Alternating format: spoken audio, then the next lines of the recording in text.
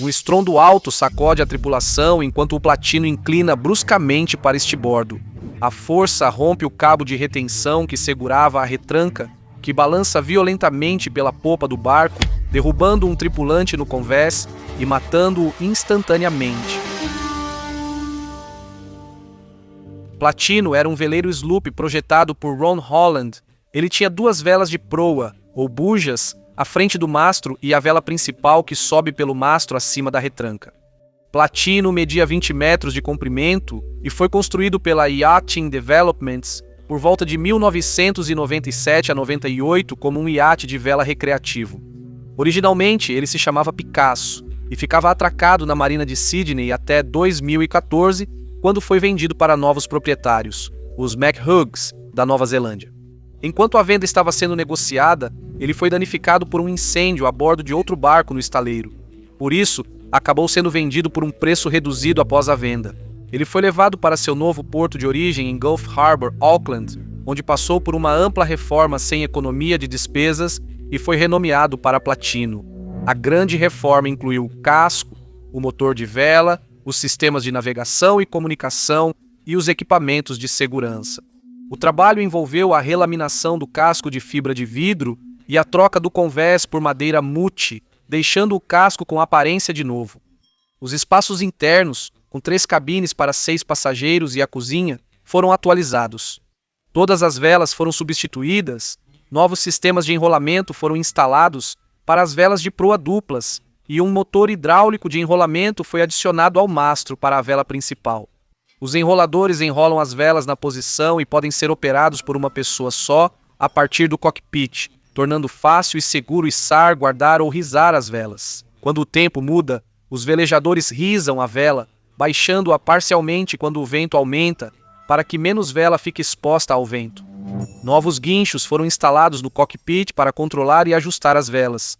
A escota principal, que é a linha conectada à ponta da retranca para controlar. A vela grande, que originalmente estava conectada a um arco, teve esse arco removido e a vela grande foi montada no combing, ou borda elevada. Ao redor do cockpit, um cabo preventivo foi instalado na retranca.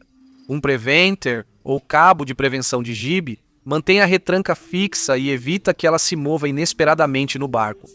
Um jibe é quando o barco muda de direção e a vela passa de um lado para o outro, enquanto o vento está vindo por trás do barco. O cabo de prevenção que eles instalaram era uma linha curta, com uma extremidade conectada à ponta externa da retranca e a outra presa a um ponto mais próximo do mastro. Isso permitia à tripulação montar facilmente o cabo de prevenção, prendendo uma linha mais longa sem alcançar a ponta da retranca. Uma linha de prevenção normalmente é passada por um moitão em direção à proa e trazida de volta até um guincho no cockpit. O motor, os geradores, os sistemas eletrônicos, de navegação e de comunicação do Platino foram todos substituídos pelos modelos mais recentes. Um novo sistema de piloto automático foi instalado. O equipamento de autogoverno podia manter o rumo sem a intervenção da tripulação. O piloto automático era um sistema controlado por computador. A tripulação digita o rumo no computador e o sistema usa uma bússola magnética, um giroscópio, a direção do vento e a localização por GPS como referências para navegar. O piloto automático controla uma unidade hidráulica do leme para manter o rumo. Platino contava com equipamentos de salvamento, além dos requisitos de certificação de segurança.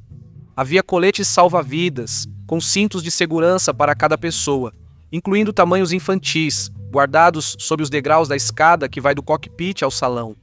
Cada colete salva-vidas de adulto tinha um localizador GPS para rastrear alguém caso caísse ao mar. O Platino tinha um módulo de resgate, uma cinta de salvamento, um plotador de cartas com sinal GPS de homem ao mar, 2 EPIRBs, ou radiobalizas de indicação de posição de emergência. E transportava um bote salva-vidas inflável para 8 pessoas, guardado no convés central, logo atrás do mastro. Ele foi relançado oficialmente em abril de 2015, mas os trabalhos de reforma continuaram até dezembro de 2015. O custo total da reforma, incluindo o preço de compra, chegou a quase 2,5 milhões de dólares americanos. Platino reuniu uma tripulação de 5 membros experientes, suficiente para uma viagem em alto mar. O iate pertence a Brent e sua esposa, Victoria McHugh. Victoria, ou Tori, é a capitã designada porque, entre eles, ela possui qualificações formais de navegação, como certificados de mestre e mestre costeiro de iate, e concluiu cursos de navegação oceânica, operador de rádio marítimo e radar. Em preparação para a aventura no Mar do Platino, ela fez cursos de sobrevivência e primeiros socorros marítimos. Tori tem 30 anos de experiência em navegação, com 8 anos morando a bordo de um iate viajando de 60 a 70 mil milhas náuticas ao redor do mundo. O marido dela, Brent, ou Harry, não tem treinamento formal em navegação, mas é um eletricista marítimo experiente. Ele navega há mais de 45 anos, incluindo trabalho como tripulante em iates, durante regatas e entregas de iates. Os outros 3 membros da tripulação são amigos ou conhecidos deles. Ross McKee, amigo do casal, começou no remo como Harry. Ele não tem qualificações formais em navegação, mas já teve barco e ganhou experiência como tripulante em iates de até 30 metros. Ele também já foi tripulante em regatas e entregas. O casal também convida Nick Saul para velejar com eles, o proprietário da Brian Wilson Boat Builders, que reformou o Platino após os danos causados pelo incêndio.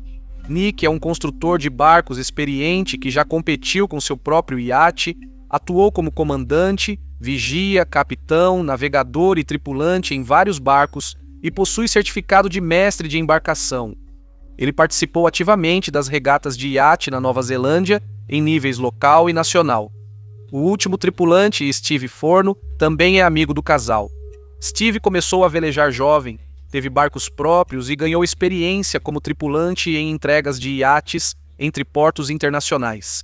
Ele participou de competições de iatismo no circuito de regatas de clubes de Auckland e em regatas de prestígio como a Coastal Classic, Sydney to Hobart e a Kenwood Cup. Ele também obteve o certificado de mestre de embarcação em dezembro de 2015, logo após concluir a reforma. Platino faz sua viagem inaugural.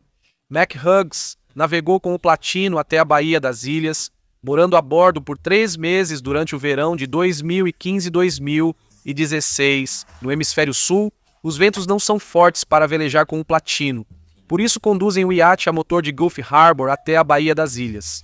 Os McHughes conseguem velejar com o iate apenas uma vez, quando o vento aumenta por quase 8 horas na Baía das Ilhas. Com vento muito fraco, eles velejam com o Platino de volta para Gulf Harbor no final da viagem. Eles conseguem velejar por um total de 24 horas durante os 3 meses de viagem.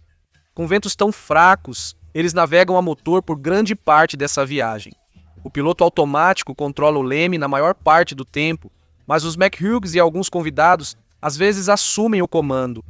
Após a viagem, Platino retorna ao estaleiro com uma lista de tarefas que precisam de atenção. A maioria desses itens é de garantia, como problemas de encanamento fáceis de identificar e resolver. Nenhum dos problemas listados está relacionado à segurança. O motor tem funcionado bem, então eles pulam as manutenções programadas do motor. Eles não percebem isso. O fluido hidráulico da unidade de acionamento do leme do piloto automático caiu abaixo do nível normal, devido a um vazamento no sistema. Os McHughes planejam velejar com o Platino na divisão de cruzeiro da regata de Auckland, a Fiji, que cobre 1.110 milhas náuticas em alto mar, com início previsto para 4 de junho de 2016. O Platino foi inspecionado em 11 de maio de 2016, conforme exigido para embarcações de lazer registradas na Nova Zelândia que deixam suas águas. O iate está certificado com o padrão categoria 1 pela Yachting New Zealand. O inspetor da Yachting New Zealand conhece bem o Platino porque ele participou das reformas da embarcação. Ele sugere que os McHughes instalem bombas de porão e cordões extras nos cintos de segurança. O iate e seu equipamento atendem e superam os requisitos, e a tripulação está qualificada para a viagem. 2 semanas antes de partirem para Fiji, os McHughes, Steve Forno, Nick Saul e Ross McKee se reúnem para um treino de vela no Platino. A tripulação nunca velejou junta, então esta é uma oportunidade para se conhecerem e para familiarizar a equipe com o manuseio do iate. Os McHughes passam pelos enroladores hidráulicos, os guinchos, o Traveler que controla da escota principal e o sistema de piloto automático. A tripulação pratica armar e ajustar as velas gêmeas de proa e a vela principal, e eles discutem as operações gerais do iate. Eles passam 3 ou 4 horas velejando com vento fraco na área entre Gulf Harbor e a ilha Rangatoto porque os ventos estão leves. Eles não instalam o Preventer nem discutem como montá-lo. Também não falam sobre os equipamentos de segurança em detalhes ou praticam quaisquer procedimentos de emergência. Isso é apenas para se familiarizarem com o iate e se conhecerem como marinheiros. Perto de 4 de junho, os McHughes desistem da corrida devido ao atraso na reforma e compromissos de negócios. A equipe ainda planeja continuar com a aventura, mas em uma data posterior. Eles remarcaram a partida para Fiji para o dia 11 de junho, que é uma boa janela de tempo para a maior parte da viagem. Às 11h do dia 11 de junho, a alfândega da Nova Zelândia libera o Platinum no Cais Marsden, em Auckland. O vento está fraco para velejar, então os McHughes usam o motor o dia todo. Eles seguem o curso com bússola, piloto automático e vigia da tripulação. 4 tripulantes concordam em um rodízio de turnos, 2 horas de trabalho, 6 de descanso. No turno, registram localização e progresso no diário de bordo e mapas. Tori McHugh não faz parte da escala. Ela também não está envolvida diretamente na supervisão da navegação do iate, mesmo sendo a capitã designada, mas é responsável pela navegação e pela cozinha. De manhã cedo, em 12 de junho, uma brisa leve sopra do sudoeste, mas ainda não permite içar as velas. Assim, a tripulação mantém o motor ligado o dia inteiro. Com o vento aumentando, eles ajustam as velas conforme a previsão do tempo. A tripulação espera ventos mais fortes à noite, então ao anoitecer enrolam parte da vela principal e da Genoa. Platino está navegando em través largo, o que significa que o vento vem de trás e pela esquerda do iate, em uma amurada de bombordo. Navegar em través largo é quando a retranca está totalmente aberta para captar o vento. A escota da vela grande, que é a corda que conecta o carro à retranca, está totalmente estendida e há muito pouca tensão na linha. O vento vai segurar a vela para fora, mas se ele mudar de direção e pegar a vela pelo outro lado, a tripulação pode não ter tempo suficiente para tensionar a escota da vela grande e impedir que a retranca bata de um lado ao outro do iate. A retranca tem 8,6 metros de comprimento e pesa 678 quilos. Eles não querem deixar isso ao acaso, então a tripulação monta o Preventer para segurar a retranca para Boreste, que é o lado direito do iate. É a primeira vez que a tripulação ou os McHughes montam o Preventer do Platino. Eles desengatam o cabo do Preventer e o passam por um snatch block, que é uma roldana presa a um olhal na borda de Boreste, aproximadamente no centro do iate. Eles amarram a ponta do cabo a uma linha reserva, usando um nó de bolina para estender o Preventer. Amarrar um nó em uma corda pode reduzir sua resistência em até 70%. A linha de extensão retorna ao cockpit, onde é tensionada em um guincho. A tripulação no convés aprova o Preventer, cuja linha retorna ao cockpit do meio do barco. Normalmente, marinheiros passam uma linha de Preventer da proa ao guincho do cockpit. Um ângulo mais aberto entre Preventer e retranca é mais resistente. Com o vento aumentando, a tripulação desliga o motor e o iate segue no piloto automático. A tripulação mantém a vigilância e ajusta o rumo da bússola para manter o vento aproximadamente na mesma posição em relação ao ângulo do barco. Se o ângulo do vento mudar do lado esquerdo para o direito, eles precisam mudar o plano de velas, o que por enquanto eles preferem evitar. Durante a noite, o vento aumenta de velocidade e as ondas também. Platino se sai bem, mantendo a tripulação confortável. Eles aproveitam a navegação noturna e assistem ao nascer do sol sobre o oceano ao amanhecer do dia 13 de junho. Platino está a 305 milhas náuticas ao norte-nordeste do Cabo Ranger, o ponto mais ao norte da Nova Zelândia.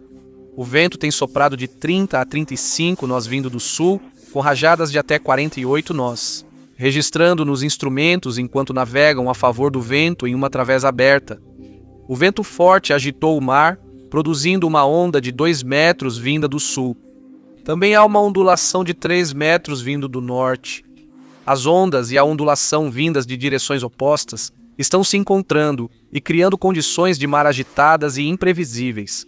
Mas isso não incomoda a tripulação, que é formada por marinheiros experientes, enquanto eles aproveitam o café da manhã no cockpit. Entre 9h30 e 10h30, eles revisam como foram seus turnos da noite anterior e discutem o plano para o dia. Eles discutem como o rumo da bússola mudou durante a noite para manter um ângulo seguro em relação ao vento. Em vez de seguirem para o norte, agora estão indo para noroeste. O vento estava soprando do sudoeste e agora vem do sul. Esse novo rumo está levando eles na direção da Nova Caledônia, em vez de Fiji. A tripulação discute um plano para retomar o curso.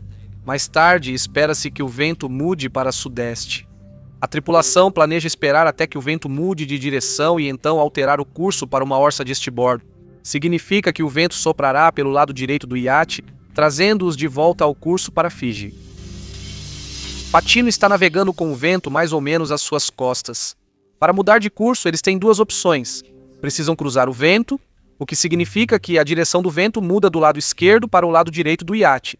Ao fazerem isso, o plano de velas deve passar do lado direito para o esquerdo do iate.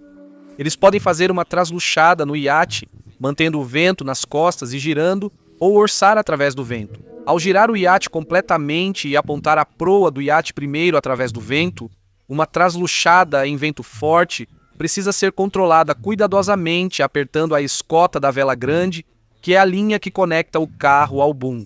Se eles perderem o controle da vela e o vento forte pegá-la, ela pode bater com força no barco, danificando o cordame ou, pior ainda, atingindo um dos tripulantes. A tripulação decide orçar, que é uma abordagem conservadora e uma opção mais segura. Com ventos de 30 a 35, nós orçar o iate tira a pressão da vela e permite que a tripulação controle facilmente a retranca enquanto ela se move de um lado para o outro em relação ao vento. A direção do vento está semelhante às previsões meteorológicas, mas a velocidade do vento está maior do que o esperado. Após o café da manhã, Harry, Ross e Steve descem para baixo do convés, deixando Tory McHugh, o capitão e proprietário, junto com Nick Sol, o construtor do barco, para permanecerem no convés no cockpit. A unidade hidráulica do leme vinha perdendo fluido hidráulico por volta das 11h.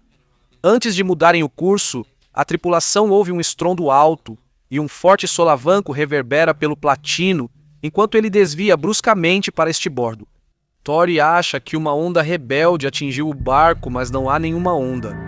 O sistema hidráulico do leme perdeu pressão e, em um instante, a tripulação perdeu o controle do iate. Essa mudança repentina de direção faz com que o iate cruze o vento em uma trasluchada.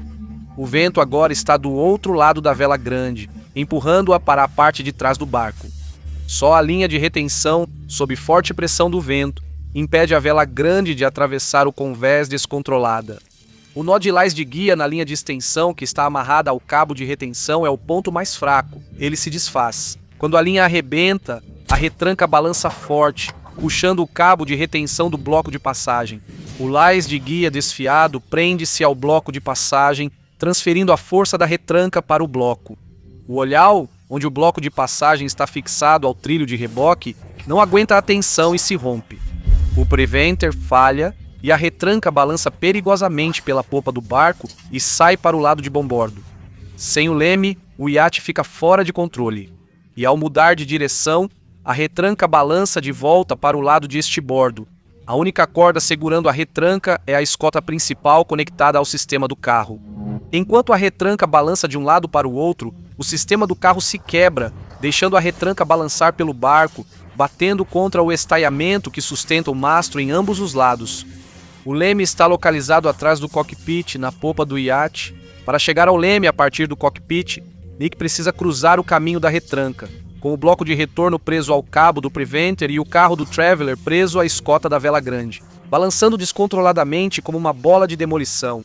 Quando Nick avança em direção ao cockpit, a retranca, com todo o equipamento balançando, acerta sua cabeça, jogando-o para fora do cockpit para o convés de bombordo, matando-o instantaneamente. Os 3 tripulantes que estavam abaixo do convés ouvem Tory pedir ajuda e correm para o convés. Steve é o primeiro a sair de baixo. Ele vê a retranca balançar e grita para Tory se abaixar. Enquanto ela joga o corpo no convés, ela vislumbra algo caindo ao mar pelo lado de bombordo. Ela vê Steve na água, a certa distância do iate, com os braços levantados. O iate continua navegando desgovernado e se afastando de Steve, enquanto Harry e Ross lutam para chegar ao leme. Na popa do iate, eles se abaixam para evitar o mastro balançando com seus equipamentos agitados.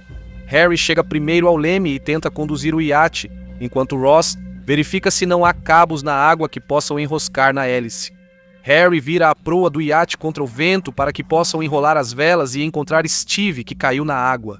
Mas o sistema hidráulico travou o leme na posição de estibordo, tornando quase impossível para Harry girar o volante e controlar o iate. Harry e Ross conseguem juntos manter a proa do iate contra o vento tempo suficiente para enrolar a vela principal. A retranca ainda balança violentamente pela popa do iate enquanto ele balança no mar agitado. Parte da escota principal fica pendurada na retranca, enquanto o carro do Traveler quebrado chicoteia como bola de demolição. Ela atinge o console do leme, destruindo ainda mais os controles da vela, o que impede que as velas sejam reduzidas ainda mais. O console do leme danificado bloqueia o caminho da roda do leme, tornando ainda mais difícil girá-la.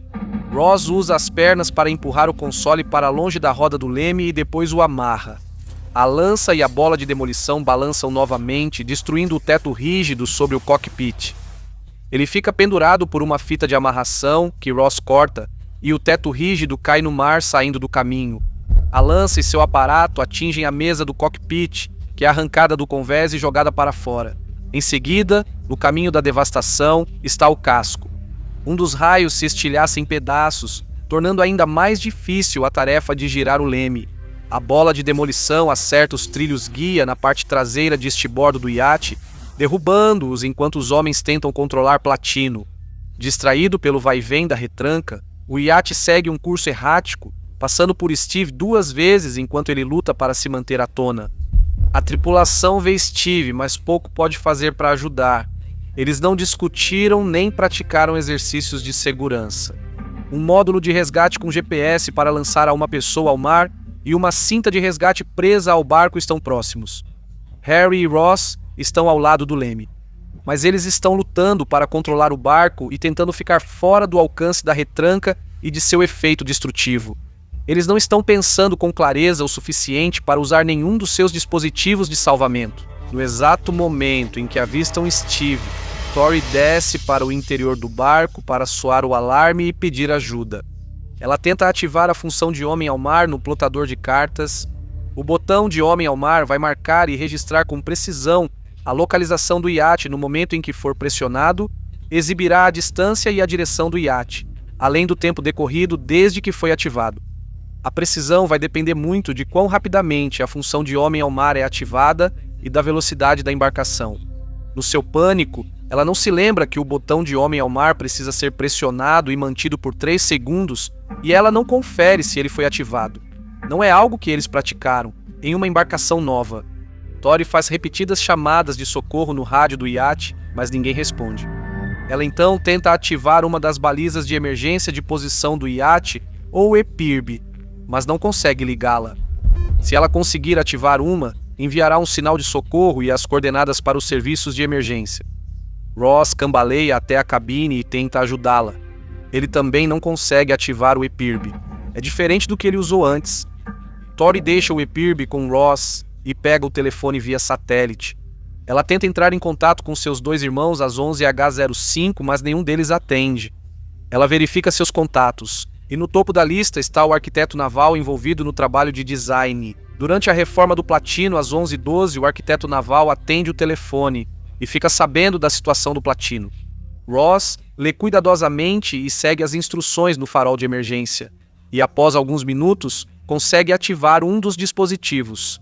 Às 11h, 15 minutos depois que Steve caiu no mar, o sinal de emergência é captado pelos serviços de emergência. Às 11h24, o arquiteto naval entra em contato com o Centro de Coordenação de Resgate da Nova Zelândia em nome do Platino. O Centro de Resgate informa a Força Aérea Real da Nova Zelândia que envia uma aeronave Orion para procurar o Platino. Às 12h54, 90 após o Centro de Resgate receber o chamado de socorro, o Orion chega ao local do acidente do Platino. A aeronave entra em contato com o Platino para obter as coordenadas da função de Homem ao Mar no chart plotter, mas a função de Homem ao Mar não foi ativada. Então ela passa a posição de cabeça para eles. A tripulação do Orion começa a voar em um padrão de busca em roda de carroça com um raio de 5 milhas náuticas, mas eles não conseguem encontrar o Steve. A retranca continua balançando descontroladamente e a força atinge os estais, fazendo todo o barco tremer. Às 20 horas, o estai de popa, que é o cabo que segura o mastro na parte de trás do barco, se rompe e o mastro cai para o lado de bombordo. Pela primeira vez em quase 9 horas, Harry e Ross não precisam mais se abaixar toda vez que a retranca passa como uma bola de demolição sobre eles. Em seguida, eles descem a cabine para descansar e decidir os próximos passos. Enquanto estão abaixo do convés, eles ouvem o cordame batendo e arranhando o casco enquanto o mastro é arrastado pela água. Eles precisam cortá-lo antes que ele perfure o casco e inunde o iate. Eles preparam o bote salva-vidas antes para garantir uma rota de fuga caso não consigam cortar o mastro. O bote salva-vidas para 8 pessoas pesa 46 quilos e fica localizado em cima da cabine. Atrás do mastro, Ross desliza lentamente o bote pelo convés lateral e o prende no cockpit. Harry e Ross prendem seus cintos de segurança ao iate e seguem devagar até o mastro, ficando pendurados para fora da lateral. No escuro, Ross ilumina a cena com uma lanterna enquanto Harry usa uma esmerilhadeira sem fio para cortar os cabos de aço inoxidável que prendem o mastro ao barco. Como os cabos estão sob tensão, ambos precisam ter cuidado para não serem atingidos caso chicoteiem de volta. Enquanto cortam, os dois vão soltando o mastro aos poucos, e ele cai pela lateral do iate, mas o estai de proa ainda está preso, então o mastro não afunda. Na verdade, ele funciona como uma âncora para o iate. Ele não está mais raspando no casco, então os dois decidem deixar como está. Eles voltam para o cockpit e para o leme. Eles amarram o volante firmemente para bombordo. E depois de um dia longo, difícil e traumático, Harry, Tori e Ross adormecem no salão exaustos. Durante a noite, o iate perde o leme e começa a entrar água. No dia seguinte, 14 de junho, a tripulação acorda com o barco afundando. Eles pedem ajuda e se preparam para abandonar o Platino. Às 15 horas, um navio cargueiro que passava, o Southern Lily, responde ao chamado de socorro do Platino em mares agitados, com ondas de 3 metros. A tripulação do Southern Lily lança cabos para o Platino e aproxima o iate do enorme navio cargueiro. O Platino bate e ricocheteia no casco do navio cargueiro, causando mais danos ao iate. A tripulação do Southern Lily joga cordas para o iate. Tori, Harry e Ross se agarram e a tripulação os puxa para bordo do navio. O corpo de Nick fica a bordo do iate. Eles deixam o Platino à deriva com o farol de emergência ativado para rastrear sua localização. Em seguida, o Southern Lily continua seu curso para Auckland. Na manhã de quarta-feira, 15 de junho, a Força Aérea encerra oficialmente as buscas pelo tripulante desaparecido. O corpo de Steve nunca é encontrado. Alguns dias depois, as autoridades localizam o Platino e o rebocam até Whangarei, na Nova Zelândia, com o rebocador Maritime. A Nova Zelândia investigou o incidente com o Platino. A investigação concluiu que a tripulação desconhecia os equipamentos do iate e não recebeu treinamento a bordo. Eles não conseguiram usar todo o equipamento disponível de forma eficaz. A Vela Nova Zelândia recomendou que os proprietários e comandantes criem um plano de ação escrito para lidar com emergências e garantam que a tripulação seja proficiente no armazenamento e uso de todos os principais equipamentos de segurança e comunicação de emergência. A tripulação deve realizar simulações de emergência para treinar o uso desses equipamentos ou pelo menos discuti-los em detalhes. O comandante é o único responsável pela operação segura do iate e pela proteção da tripulação. A forma como interpreta o relatório é que o comandante do Platino era apenas no nome, devido às qualificações e experiência que Tori possuía. Mas parece que as decisões foram tomadas por um comitê em vez de pelo comandante. Decisões como a de como montar o Preventer foram tomadas pela tripulação, que nunca tinha montado um Preventer neste barco antes. Não que o comandante tivesse feito isso também, mas quando perguntada, ela nem sabia como a tripulação tinha montado o equipamento.